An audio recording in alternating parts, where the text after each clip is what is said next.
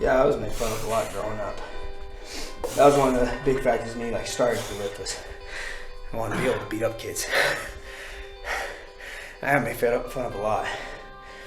I said I had man boobs, I was fat, that kind of stuff. I remember this one time on this camp out. Just me and like all my buddies, dude, were just all like talking about like women getting tail. We're like 9 years old. And we started talking about this lady, her name was Lisa in my class. Honkers, dude. And my buddy is just all like, there's only one person in the world that I know that has bigger boobs than that. And he just points at me, and that's Justin. I just reached over and dicked him like right in the damn nose, dude.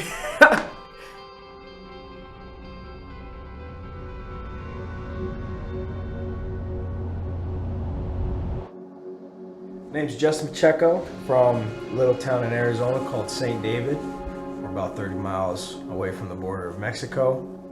I grew up in a home where you walk around with a chip on your shoulder. You walk around like you're ready to beat anybody's ass the second they give you an opportunity. I don't know how to handle people. I'm arrogant, I'm blunt. I don't know how to like, you know what I mean? Also, I was engaged for a while. You know, I was with this little lady for a while.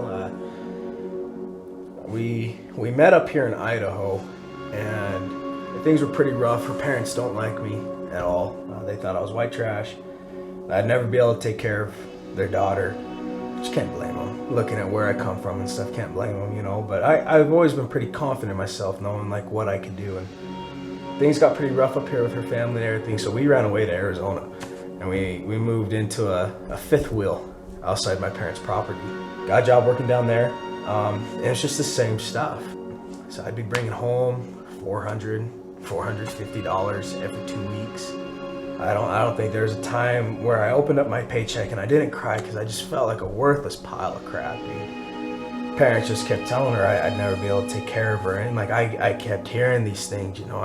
It changed her, you know, because she was just this little blondie that was always happy, always smiling, always joking around, laughing, to this little lady that was just crying every day.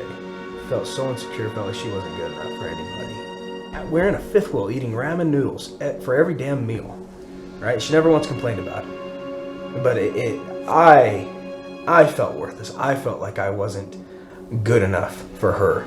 And it just rocked the everlasting shit out of me. It just completely turned me upside down. And like I said, I became the man I never wanted to be. I yelled at her constantly. I was horrible to her. I was horrible to my family. Horrible to everybody around me. I just became this mean, terrible person. And so it just got to a point where we sat down and I just told her, I can't do this to you anymore, you know. And we called off the engagement and I took off to Kansas City to go sell.